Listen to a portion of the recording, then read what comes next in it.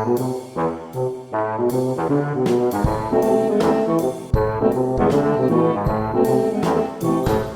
first time George, Paul, and I built something together, we were called George, Paul, and I. We did this public safety build in which I built the It's Not Andy Griffith's squad car.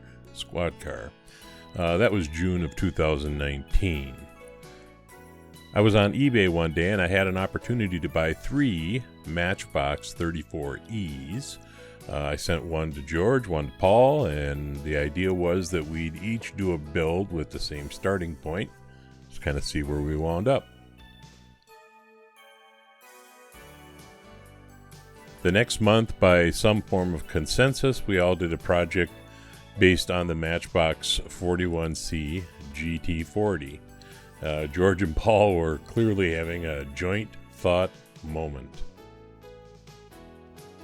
George had one of his subscribers send him a bunch of M1 VW microbuses, and once again, we all went in our different directions.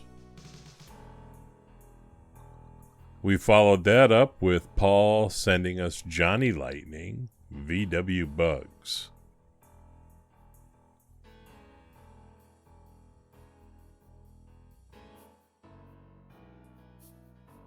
Paul says it was my idea, and to be honest, I don't recall, but in November we invited anyone who wanted to build with us, including the 3 of us. 17 builders participated in the first Flash Cider event. Mine was to celebrate the Minnesota Gophers' undefeated season. The great irony was that the Gophers lost the day before the event. But we had kind of turned a corner, and the community event was born. Since we announced that this was our last build, we've had many people ask us why, and the answer is actually really simple. We have better things to do. The stars kind of lined up for us in the beginning, in that we had something of a captive audience due to government shutdowns across the country. I'll stay out of the politics of whether and how long they were necessary, but we had a ton of people sitting around eating Cheetos in their pajamas, watching and producing YouTube videos. Our goal, aside from the entertainment of it, was to create a non-competitive environment for hobbyists to share their work. They say that imitation is a sincere form of flattery, and before long other groups would host events like the Mice. Well, I can't speak for anyone else, but as life settled into a new normal, I found other things to do. Hosting events for the Mice just wasn't a very high priority for me, and there were plenty of builds being hosted by other groups. Others within the group had expressed a similar sentiment. Red Line Day and Police Week in May were each very successful events.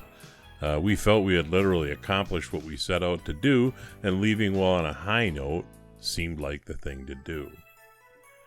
In June, I found myself personally at a crossroads, and I was trying to decide whether I even wanted to continue in the hobby alone, let alone run a channel any longer. From May to July, I didn't even work on any diecast. In fact, I really didn't do much of anything. Then I was talking to somebody about Marty and where he has been, and it dawned on me that what I missed most was taking old play-worn toys and making them look good again. I needed to get back to that. Going forward, you're going to be seeing my channel have more restorations of all brands of diecast and maybe an occasional Gaslands or custom, but that's not going to be the bread and butter of it. I've had a lot of people ask me where my voiceovers have gone. At 62, I feel less a need to explain myself than I ever have in my life. To that end, I'll just say this. It's a hobby, and right now I just don't feel like it. For my last build, I chose the Ford Anglia van, our project from Leap Year, February 29th, 2020. Hope you enjoy.